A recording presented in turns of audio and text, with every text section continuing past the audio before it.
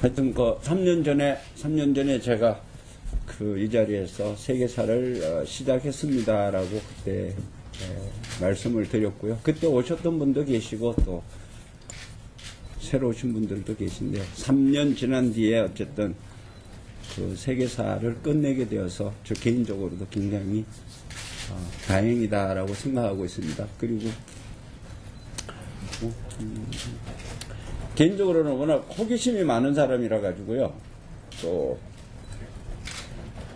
세계사 한 10건 정도 진행했을 때 다음을 뭘 또 해야지라는 걸 생각해 버리는 그런 사람이라서 뒤에 작업은 개인적으로도 빨리 해야지 이렇게 해서 서둘러 한 것도 있고 재미도 있었습니다. 그리고 제 경우는 그런 것 같아요. 항상 무엇을 앞으로 해야지라고 생각을 하고 있다기보다는 뭘 하나 함으로 해서 연상적인 다음 작업이 일정이 생각나고 했던 사람이라서 제 개인적으로도 제 삶에 대해서 앞으로 어디로 갈지 굉장히 궁금합니다. 그래서 그런 충동적이고 역동적이고 또 가늠할 수 없는 제 성향이 제 개인적으로는 아주 마음에 듭니다. 한 두 가지에서 그랬던 것 같습니다. 하나는 세계사 이제 타이틀대로 넓게 보려면 아무래도 제가 여태까지 보지 않았던 또 보이지 않았던 또 궁금했던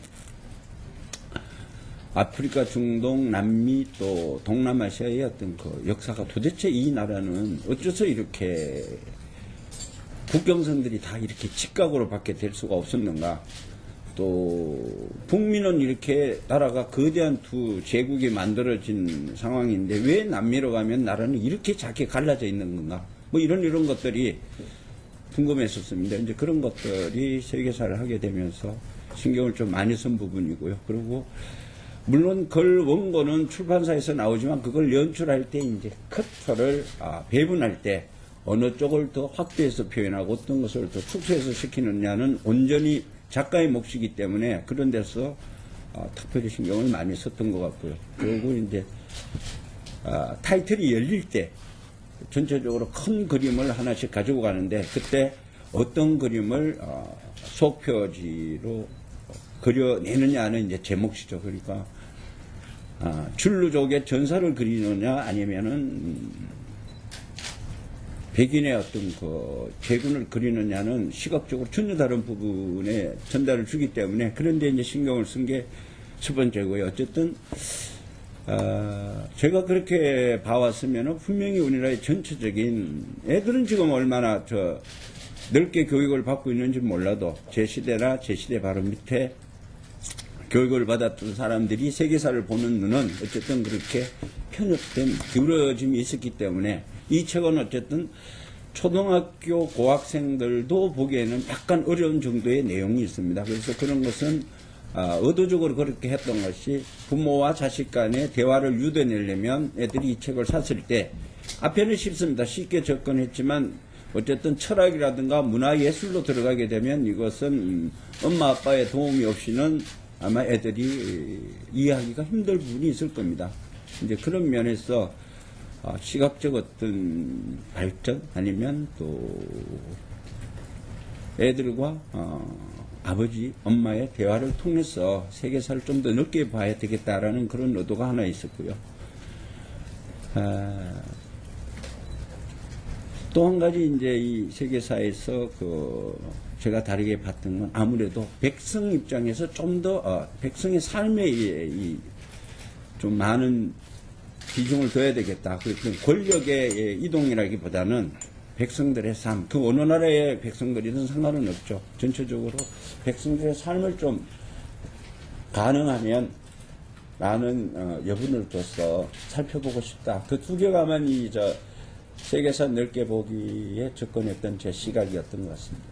여기 나고 난 뒤에 그 아저씨가 돌아가셨는데 여기는 제스민 혁명까지만 나왔습니다. 이 책 제가 마무리 연출을 할 때가 마침 중국에 제스민 혁명이 일어났던 때이기 때문에 거기에서 독립을 다시 쟁취하는 데까지 그린 건데요. 녹색지팡이에서 우기지 않고 아마 제가 그리고 싶은 대로 일정을 뒀으면 카다피까지 갈 수도 있지 않았을까요? 역사 만화를 하게 되면 이런 간담회 형식을 비로소 좀 더 제가 한 작업에 대한 어떤 그 만족감이라 그럴까요? 그런 게 좀 더 있는 것 같고요. 그리고 기본적으로 뭐냐면 창작 만화를 할 때는 사실 제 마음대로 할 수 있습니다. 제가 보는 세계, 제가 보는 어떤 그런 가치관을 가지고 쭉 그려왔었는데요.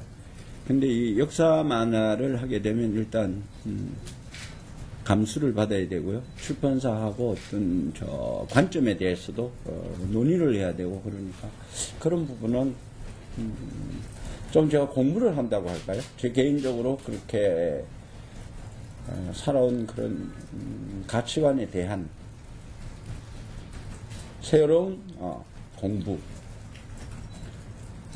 그래서 저하고 절충함으로 해서 제가 먼저 공부를 하는 부분이 많은 것 같습니다. 그러니까 꼭 제가 옛날에 배웠던 어떤 역사관뿐만 아니라 정보뿐만 아니라 지금 제가 현재 58 지금 이연세가 와 있는 여기 시점에서 되돌아볼 수 있는 어떤 그런 기회가 되어서 역사 만화를 함으로 해서 앞으로 다른 만화를 하는데 제가 먼저 많은 변화가 있지 않을까 그래서 그 부분이 가장 큰 부분인 것 같습니다. 제가 창작 만화를 하면서는 제가 독을 그리고 있는지 아니면 꽃을 그리고 있는지 사실 본인이 그 시대에는 알기가 어렵거든요. 저는 뚜렷한 어떤 신념이라든지 그 이상을 가지고 만화를 해온 사람이 아니고 그때그때 제가 느끼고 받아들이는 대로 충동적으로 그때 소재와 주제를 설정해서 만화를 그려내왔기 때문에 어떻게 보면 저는 다듬어서 만든다기보다는 토해내는 쪽에 가깝습니다. 그랬던 제 어떤 그 30여 년 이상의 어떤 창작 생활에서 굉장히 독선적인 세계관을 가지고 있었겠죠. 그런데 그런 것들이 한국사 함으로서도 많이 깨우침이 있었고요. 또 세계사 함으로서도 아주 보편적인 깨우침이지만 제가 아주 생각지도 않았던 오래 잊고 있었던 그런 가치관이나 어떤 그런 관점에 대한 발전이 있었기 때문에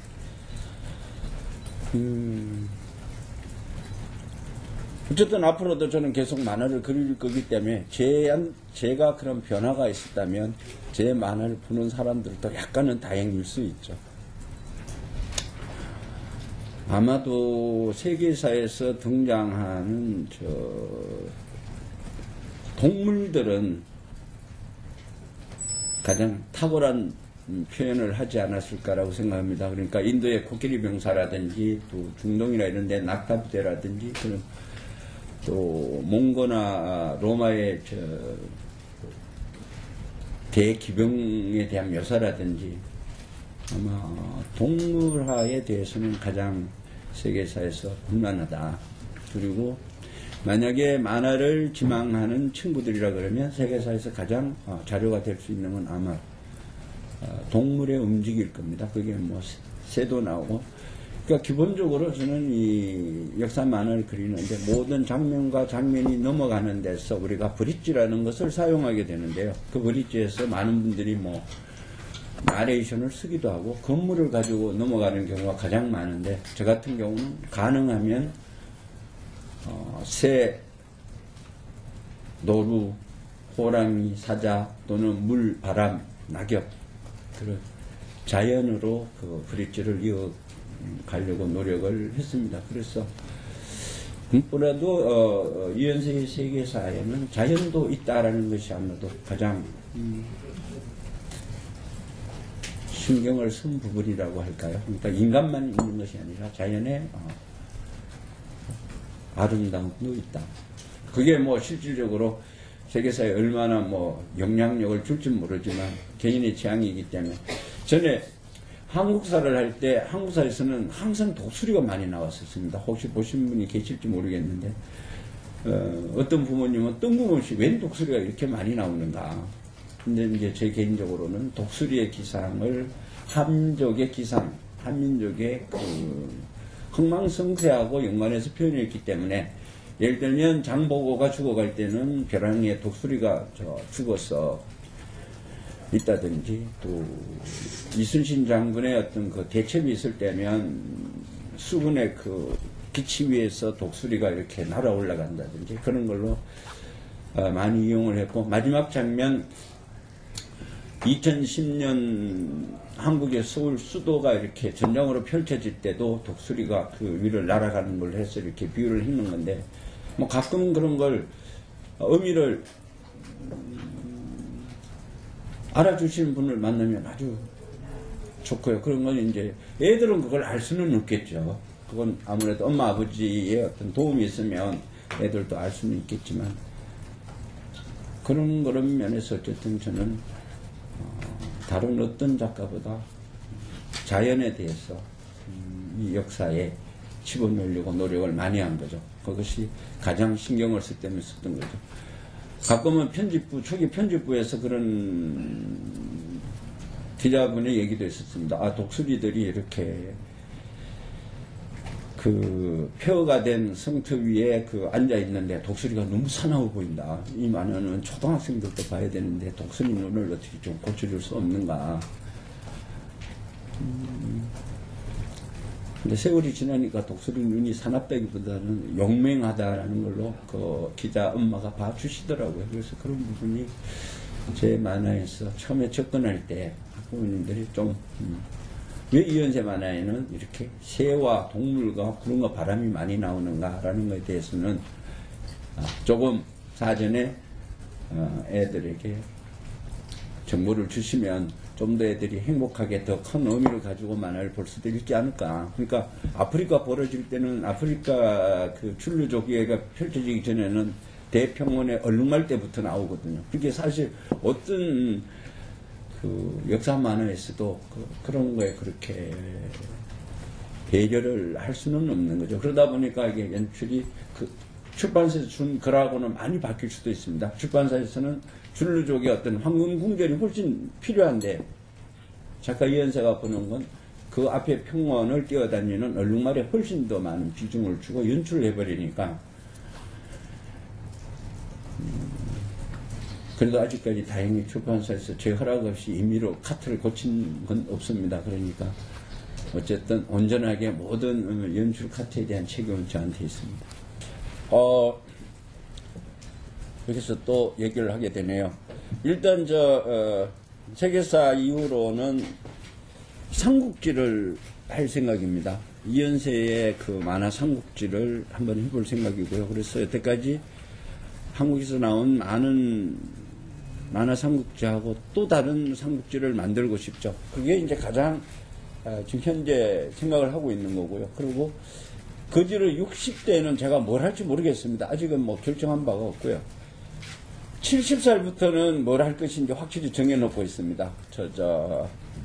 할아버지가 손자, 손녀들한테 들려주는 동화를 하고 싶습니다. 그래서 60대 10년 동안은 그 동화를 그리기 위한 어떤 그런 발판을 다져갈 것인지 아니면 뭐 애니메이션이나 게임이나 아니면 다른 창작 만화를 또 치열하게 해볼 것인지는 아직은 결정해 놓고 있지 않습니다. 근데 단지 70부터는 제가 뭘 해야 되겠다라는 것은 아주 분명하고요. 60대는 아직도 그 파도치는 바다 위에 그냥 던져두고 있습니다. 근데 제일 조만간 이제 작업 시작하는 것은 삼국지입니다. 그 삼국지도 타켓은 아직 분명히 결정하고 있지는 않습니다. 소년 삼국지는 제가 일러스트 삼국지를 한번 그렸었고요. 아주 어린이 삼국지는 하지 않을 것 같습니다.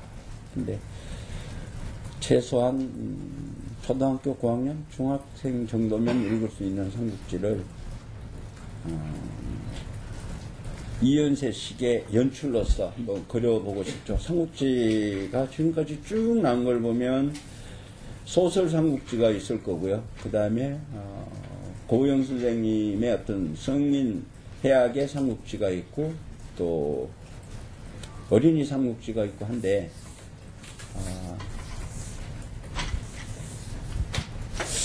전장에서의 그 흙바람과 말과 그 활과 땀이 튀어다니는 그런 삼국지는 아직 나오지 않은 것 같습니다. 중국에서는 한두 개가 나왔던 것 같은데요. 연출적으로 봤을 때 아직은 뭐 이것은 만화라기보다는 일러스트에 가까운 만화밖에 나오지 않아서 새로운 삼국지를 그릴 수 있지 않을까라고 생각하고 있고요. 그리고 삼국지를 그릴 수 있는 발판이 지금 출판 만화 시장이 다 괴멸된 상태에서 한국사와 세계사를 가지고 서점에서 발판을 가지고 있기 때문에 삼국지도 할 수 있는 게 아닌가, 그런 면에서 굉장히 행복하다라고 생각하고 있습니다.